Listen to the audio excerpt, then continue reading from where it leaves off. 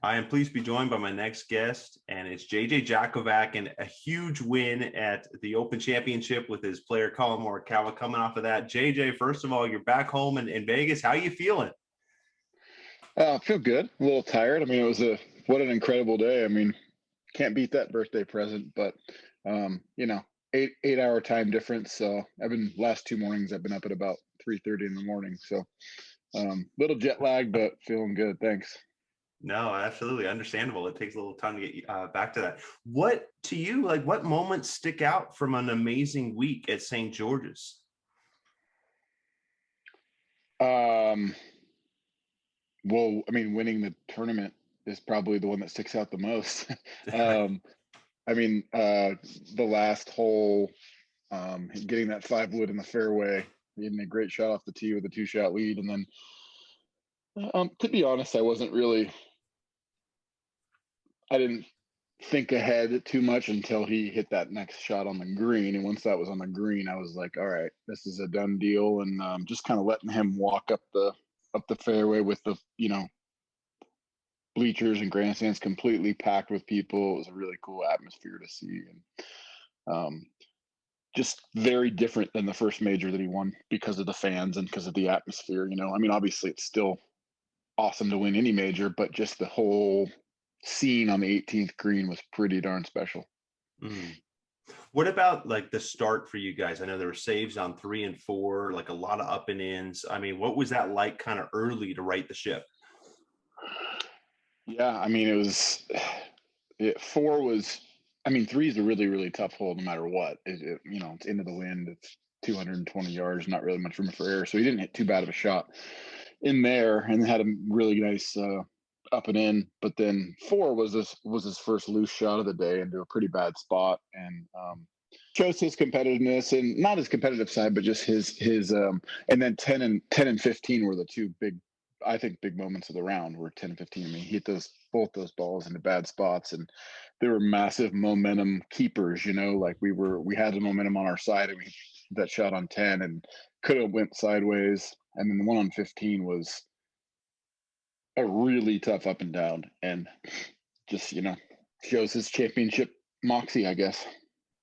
Yeah. Well, I mean, obviously the timing of making that putt on 15, like closing that out, getting that save. I mean, that was probably huge for momentum, I'd imagine, right? Yeah, it kept all the momentum with him. It was massive. I mean, I said the same thing after he won the PGA when we made that eagle. Everyone says how big the driver was on 16, but I always said, like, hey, it was really important. He had to make that putt too, because a 2-shot lead in with 3 holes to go in a major is way different than one. So, Jordan was making his run, and he had just birdied 13 and 14, and we made the long putt on 14. So to make that par save on 15, what meant everything really coming down the stretch. It was having a 2-shot. Like I said, 2 shots are. It doesn't seem like it just seems like it's only one stroke, but it's a long way away from 1 and 2 shots, because you have room to make one mistake if you coming down the stretch. Not that he did, but it's nice to know that you have that space. Mm. When you mentioned coming down the stretch, and then of course the fans, different than Harding Park, the fans serenading you in 39th birthday wishes. How was that for you? It was pretty cool. It was incredible. Yeah, I had a feeling he would say something, honestly, just because I knew he knows it's my birthday, and I thought he might say. I didn't know if he would say happy birthday. I just thought he'd say thanks. When he was saying all of his thank yous, but then he said it's my caddy's birthday, and they all started singing. It was pretty crazy.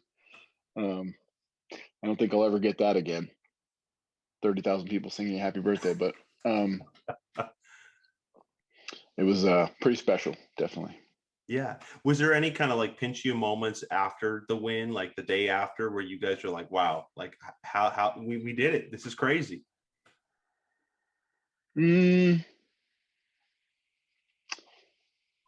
I mean, there's a lot of little ones. Like, we were at the lounge at the airport the next morning, and a lot of the guys from the tour and caddies were at the lounge flying on the same flight through Atlanta that we were.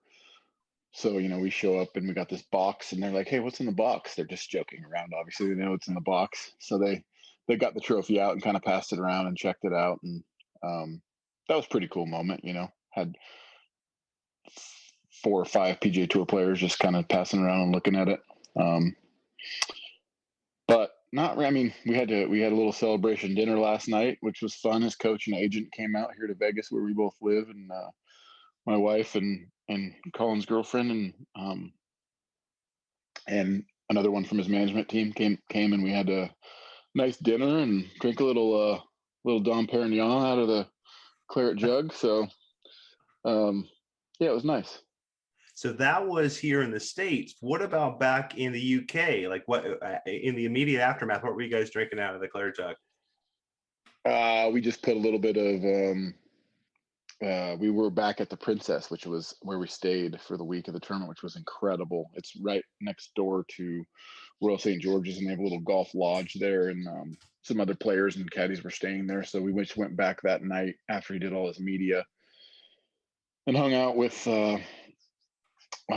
Cameron Smith and Max Homa for a little bit and their caddies, and yeah, just had a couple beers out of it, and that was it.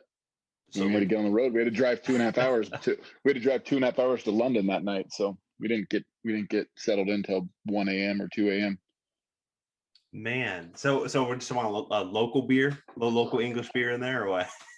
Yeah, it was some sort of lager. I'm not sure exactly what it was.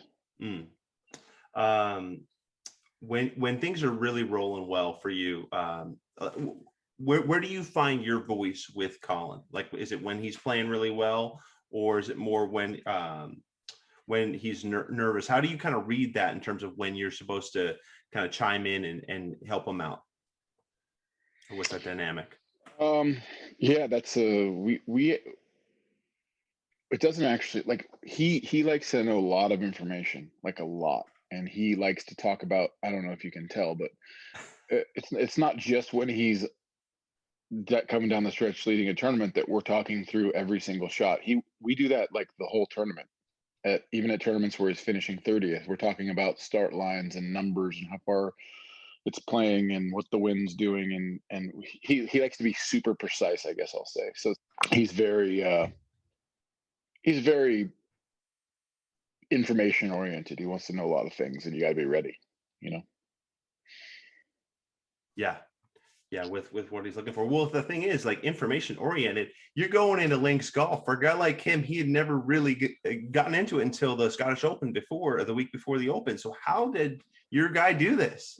You know what I mean? You never see this. Yeah. He's a quick learner, obviously. I mean, it's a cliche, but it was really a super valuable experience at the Scottish. I mean, he made the cut and then didn't play well on the weekend.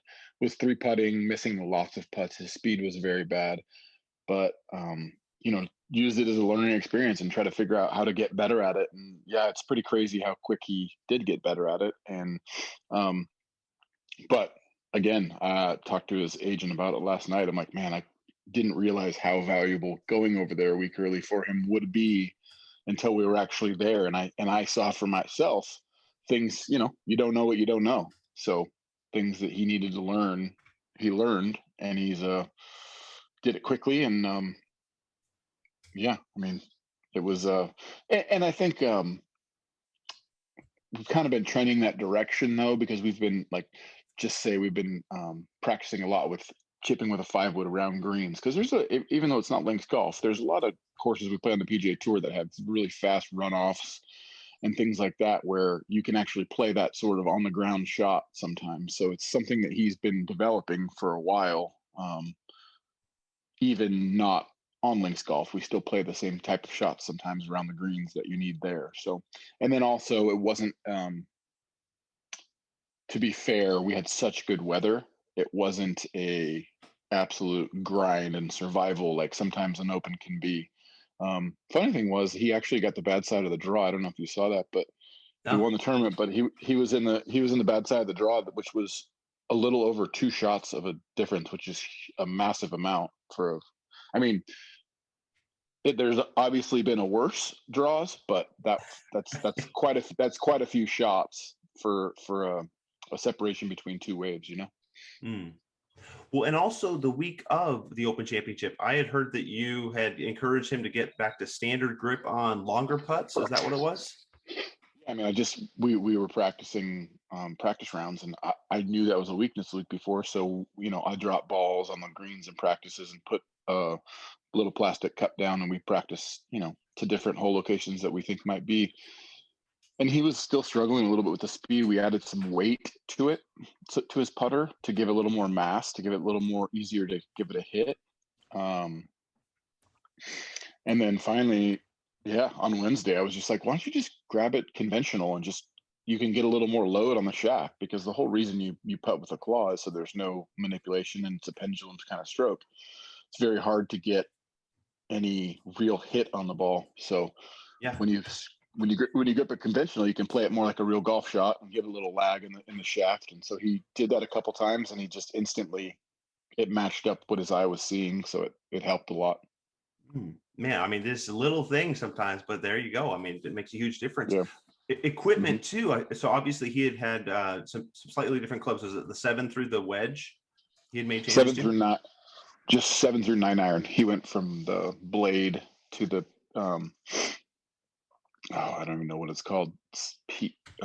PMC, maybe the TaylorMade PMC. So it's a little bit of a more muscle back cavity. Still players club, not a lot of offset, but just the sole was actually a little thinner, which seemed to give him better turf interaction on his short irons, because playing off the firm tight lies. He just felt like with his blades, he wasn't getting the right contact on the ball. So put him in on Monday, had him TaylorMade make him up a couple, the 9 through, well, actually they made him the wedge through 7, but he ended up only putting in the 9 through 7. And we were on the range on Monday, and he instantly liked them and felt like how they were coming off. And TrackMan said the numbers were good and the spin was good. So that actually only took 20 minutes. Actually, he put them in and said, "Yep, this is what I was looking for." So it was nice. Man, where does a week like this rank for you in your caddying career? Where do you put it? Number 1. Yeah, I mean, I've always liked the Open Championship the best out of any major. I always like caddy. I like that kind of golf. I like links golf. I like the challenge of it. I love the fans over there. The fact that fans are back. It's got to be number 1. Happened on my birthday. I mean, everything. Yeah, it's incredible. Yeah, the history. I mean, you're absolutely right. What about looking ahead? Collin Morikawa tracker on Twitter wanted me to ask you, what are you guys looking forward to with the Olympics? I mean, this is a crazy thing. You're leaving on Saturday. This is just happening so quickly, but what are you looking forward to, JJ? Yeah, we knew it was going to be a crazy stretch of golf coming up with, going over there and then going home for 4 days, then to the Olympics, and then back to Memphis after Tokyo. So, I mean, I'm just looking forward to competing. It's not, we know what the Olympics stand for, but we're not going to have a normal Olympic experience. We can't go to any other sporting events. We're going to be in a golf oriented hotel that's going to be just golf course and hotel. So, I mean, it's going to be amazing to represent the country, and he's going to be there and do our best to win a medal, but it's obviously going to be a very different experience than maybe would happen pre-pandemic or post-pandemic. So, I'm just looking forward to the competition part, because that's all we're really going to do is go there, compete, and then leave. So, yeah, no, it's going to be crazy. A whole different type of Olympics, man. What about flying back commercially through Atlanta? I'm sure you probably saw the Matt Adams photo of Collin dragging the suitcase that is Claret Chubb. What did you make of that? It was a long journey back, and he's flying commercial back at least to Atlanta before you got jumped on your individual flight. Yeah. No, it was, why wouldn't you fly back? We had the flight already booked, and it was pretty funny. I mean, there was a guy at security when we were back in Atlanta, because at that point, after we got our stuff and went through customs, I was leaving, and one of the guys that was the customs officers, right before you leave the baggage claim, was like, what's in that box? And I was like, the claret jug. And he's like, the what? And I said, the claret jug. And he said, what's that? I said, it's the trophy they give you if you win the Open. He's like, what's that? I'm like, don't worry about it, man. And then his buddies that were his like cohorts over there, they knew who Collin was. So they're like, no, it's good. It's fine. It's fine. So we just walked by, but yeah, that's crazy that certain people would know. You're in England, you should know this is ridiculous. Did you get a birthday gift from Collin at all on the 39th, or was it just more sharing the moment? Yeah, he won the Open for me, that was a good birthday gift. Best one I've ever gotten. So I would consider that. Yeah, that was a good one. Gotcha. So I was going to ask you, caddies, there's so many caddies you're close with on tour, mentors, guys over the years. What has the response been like from your fellow caddies, from your biggest moment, as you just called it? Just a lot of, congratulations and some sarcasm, like, text like, hey, hang in there, you'll catch a break and things like that. But no, it is like it's a nice family, and it's a lot of good people out there, a lot of good guys out there. And, the bottom line in caddying is you're only as good as your player. And I got a really good player. So it's, pretty fortunate, and everyone's been really happy for me and happy for us. And I mean, Collin's an easy guy to like, so that's kind of been the reaction, is everyone's pretty happy for him and happy for us. Well, he gets so many mentions of being like wise beyond his years, his mental approach, his attitude. What do you really see with Collin in terms of just something that you think fans should know more about him? Yeah, just that he's a really good guy, a really good normal guy. I mean, he's considerate, he's polite, he's just a nice normal guy. And he just happens to have a little bit of a killer instinct that you can't really see, but it's there. He is a competitor, a very, very, very good competitor. He just hides it well. Well, I like that you mentioned that, competitor. And I would think about conversations on the course. Saturday, I know you guys had to really, after the front nine on Saturday, you really had to make a run to really get into the mix again. And were there any key conversations, whether it was Saturday or Sunday, that come to mind with his killer instinct going, just really going after it and getting himself into position? I mean, not really. He did have a little bit of a rough start on Saturday, like you said. And it was more of just like we just kind of reset and said, after number 6, we were just like, all right, let's just go take it one shot at a time, start over, start right here. And then then he ends up knocking a 3-wood on the green on 7 and 2, and then instantly it was like, okay, he's back. And but not really any conversations or anything, just kind of settled down, took a deep breath, and it was a long way to go in the tournament. So that was nice change in momentum there, on going from 2 over through 6 to birdieing 7 and 8, and then kind of getting right back into it. I'm sure for you it would have been a whirlwind there, right, in the immediate aftermath, right after the singing of the happy birthday and him giving a speech. I know you guys didn't speak very much to each other as you kind of put the pin back in, but that very first conversation with Collin after kind of things settled down, what was that kind of how cool was that moment, just to share it with him and talk about it briefly? It was awesome. I mean, we had dinner afterwards, and we just kind of relived it a little bit, and just talked about how clutch, how many clutch shots he hit and stuff. And he was talking about, I was asking him about nerves and all the things that go with it. And it was fun. It was a cool evening to share the moment of winning that. I mean, it's another huge moment in his young career. And it was fun to kind of pick his brain and hear what he had to say about it. I mean, he didn't surprise me with any of his answers. He was just saying, I just was super focused, and I was into one shot at a time, and all the cliches you talk about. But that's kind of how you have to get. It's where you have to get, mentally and focus wise in a situation like that. In fact, I told him one of the most impressive shots he hit was, I thought, number 17 out of the first cut with the 2-shot lead. Oh, It was like yeah. it was downwind. It was sitting down in the first cut, which is a jumper of all jumpers, but then you can't land it up top. But then if you hit the ball up in the air, you land it short, it won't climb that big false front. So he ended up like playing a real lengthy, feely shot. He just hit like a chip shot over the bunker and landed it short of the green so that he didn't have speed on it, so it would spin even less and go a little lower. So it just bounced and rolled right up that hill, like perfect, just under the hole. It was like such a good shot under the circumstances. Like I told him right when I gave him the putter, I'm like, that was a big time golf shot. Like, so that was one of the most impressive shots also that he hit. Yeah. Because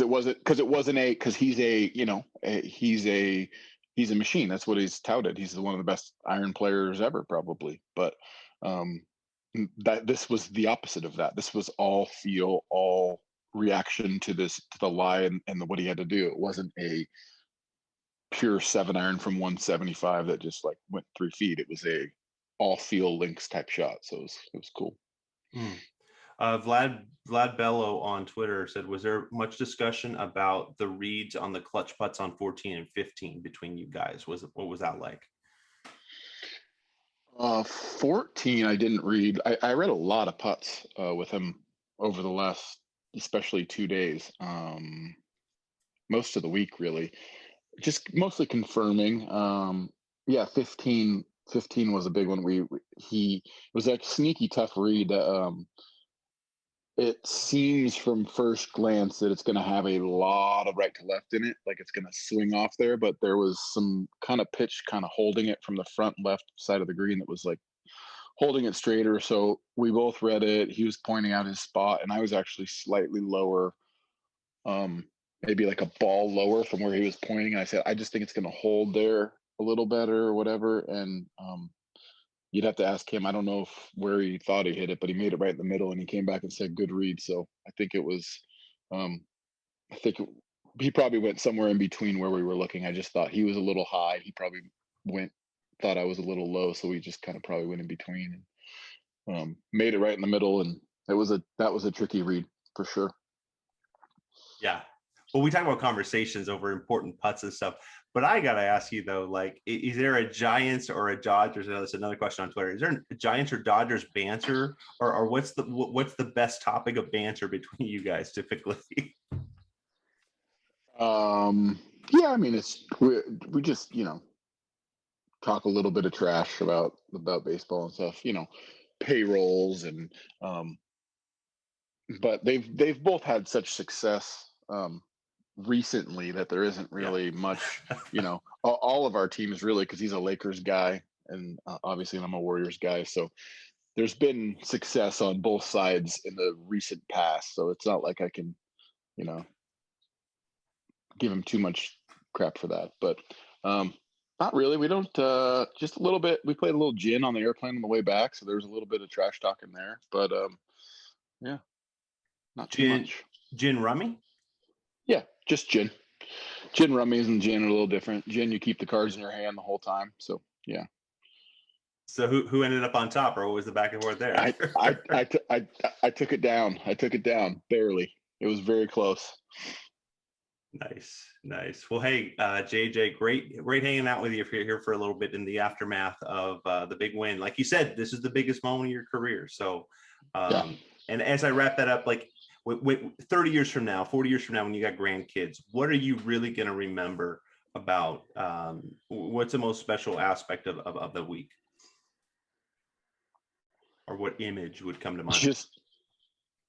Just being, it's not really an image, but I think there is images. There's images of him finishing, putting out, waving to the fans. I mean, that'll stick with me, but just being, in a major, my favorite major on Sunday, on a beautiful day, on a great golf course with the back nine, with the lead, and just remembering shots and performance, the way he performed under that kind of pressure, and being so, focused and meshing really well on every shot is probably, something that I'll never forget. That's where you want to get to. That's the goal, to do that more often.